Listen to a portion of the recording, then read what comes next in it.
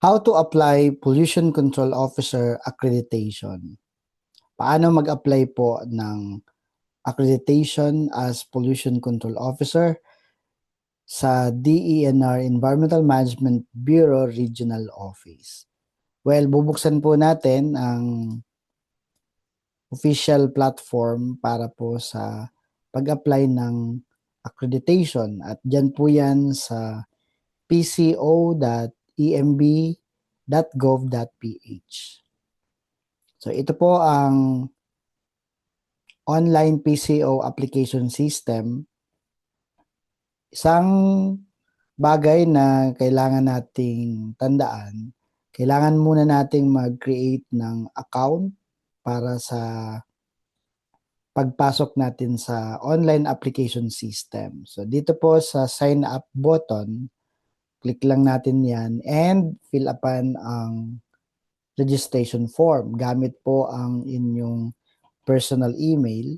So halimbawa, juan@gmail.com. The password,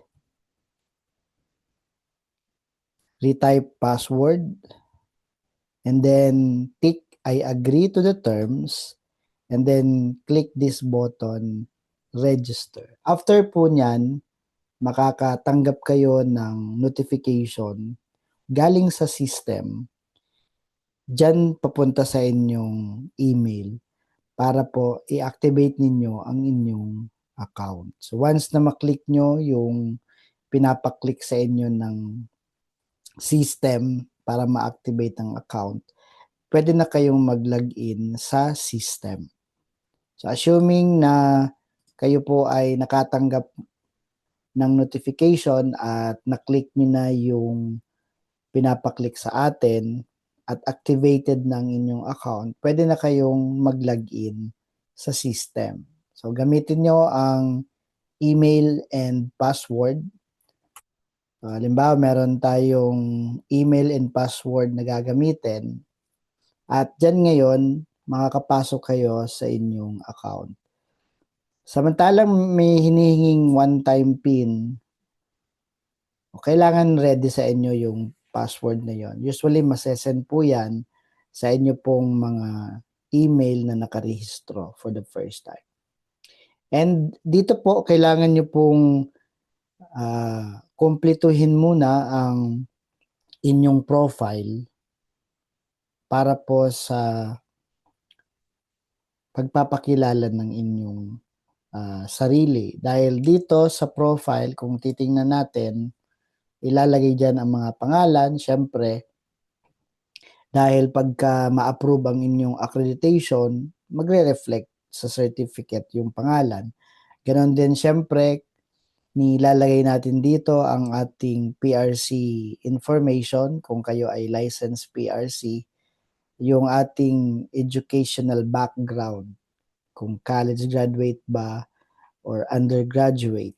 Siyempre, tinitingnan din po ang work experience, kung ilang taon na ba ang work experience, lalo relevant experience on environmental management. Dito rin ay nilalagay natin yung information sa profile kung kailan tayo umattend ng basic PCO training course. Anong date ba tayo umattend ng training? At kailan nyo natanggap yung certificate of training. At syempre, meron tayo ditong other personal attachment na kadalasan hinihingi ng EMB Regional Office. Like for example, ang ating government ID, copy ng ECC or CNC. Kung ikaw naman ang may-ari ng establishment at ikaw ang magiging pollution control officer, hinihingi ang proof of company ownership like DTI registration certificate. So dito sa application system, kailangan nyo nga munang makumpleto ang iyong profile. And then after nyong makumpleto ang inyong profile, puproceed kayo dito naman sa application. Now, dito sa application button, meron ditong sub-button na all. So, kailangan nyong i-click yung all para i-open sa inyo ang application control panel. So, meron ditong dalawang buttons na pwede nating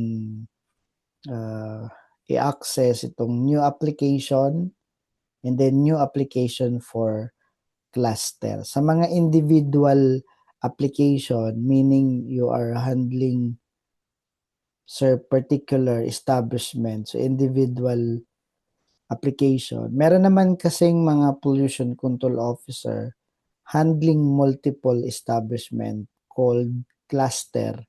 So if yung isang PCO na yon will handle a cluster and will seek accreditation dito naman sa new application for cluster. So very common yung individual application.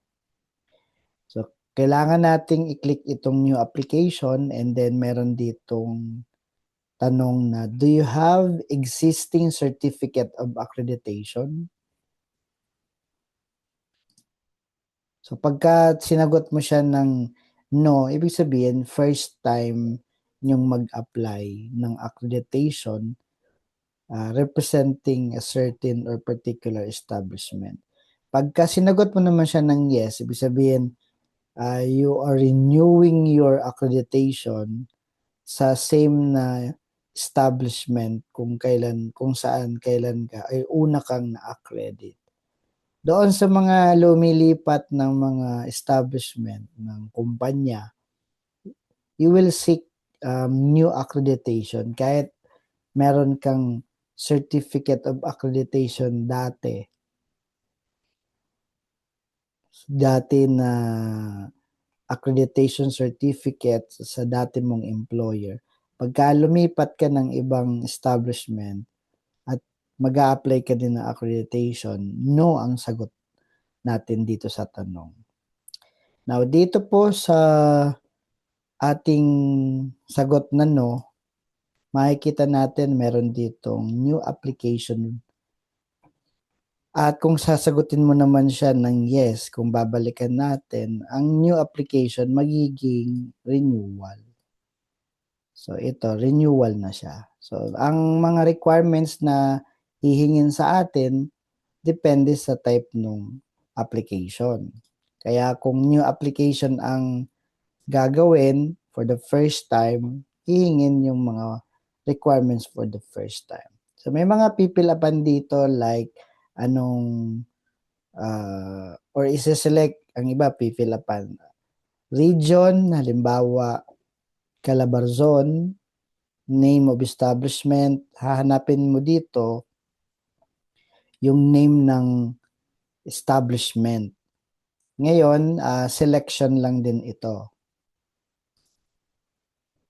So kapag hindi natin nakita yung pangalan ng establishment na ire-represent natin, isa lang ang ibig sabihin niyan. Our establishment is not yet duly registered. Hindi pa rehistrado sa company registration system. So bilang PCO na mag-a-apply ng accreditation, siguruhin mo munang registered ang company or establishment sa DENR Company Registration System. Mag-a-appear yan dito kung merong approved registration sa CRS. Then next is the website. Siyempre not applicable kung wala naman kayong website. And then dito naman the nature of the business of the establishment. Halimbawa, restaurant yung aking nire-represent. Hahanapin ko lang yung restaurant dito sa selection. So select, halimbawa, restaurant. And then sa establishment category, category A or B. Kung ikaw ay umattend ng basic PCO training course, alam mo ang ibig sabihin ng category A at category B. Now, yung mga quick categorization natin, halimbawa, ang isang establishment may generator set na less than 300 kilowatts. Category A yon.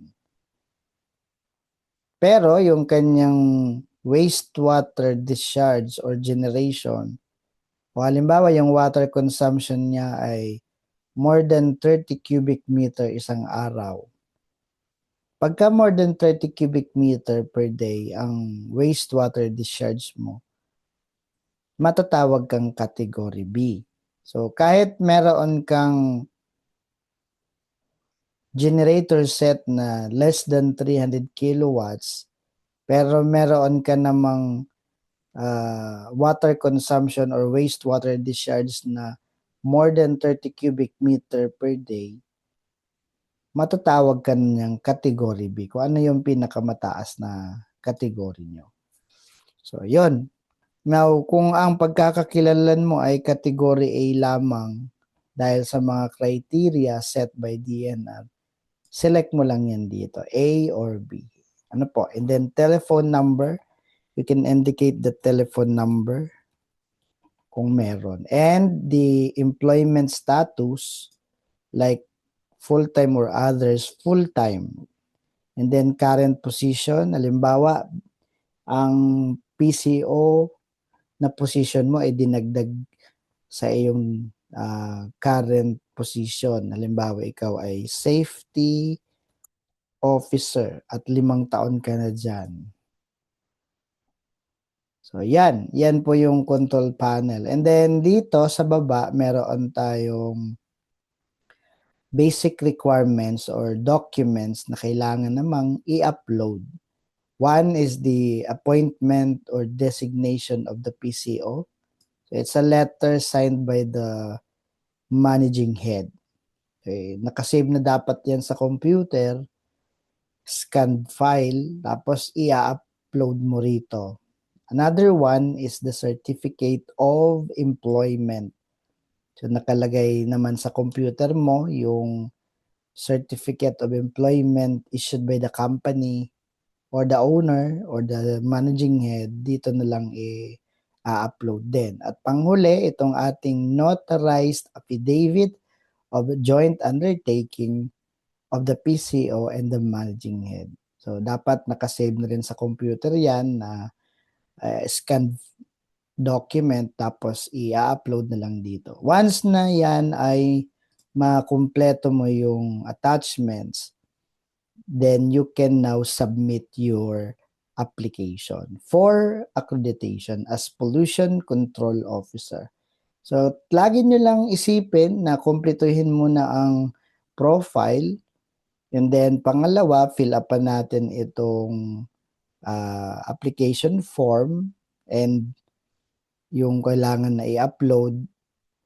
And then pangatlo, just click this button, submit, para makarating sa DNR EMB Regional Office. Sabi dito sa DAO 2014-02, entitled Revised Guidelines for Pollution Control Officer Accreditation, sabi dito sa Section 8, Section 8, Accreditation of PCOs. Meron dito na statement, sabi dito, the regional director shall act on the application for accreditation of the appointed or designated PCO within 15 calendar days from receipt of the application. And then, for approved application, the regional director shall issue the certificate of accreditation, containing, among others, the responsibilities and accountabilities of the PCO and the managing head of establishment. Meron din ditong statement na ang managing head shall submit to EMB Regional Office the requirements for the accreditation of his or her PCO and pay the pricing fee in the amount of 500 pesos. So, yun ang babayaran at yun din ang mga isasubmit. Ano po? So, I hope you have learned something on how to apply for accreditation as Pollution Control Officer from DNR Environmental Management Bureau Regional Office. At kung paano i-prepare yung iba't ibang mga requirements Yung pong gaya ng appointment letter, certificate of employment, affidavit of joint undertaking between the PCO and the managing head. Sundan nyo lang po ang series nito. Thank you very much everyone and God bless us all.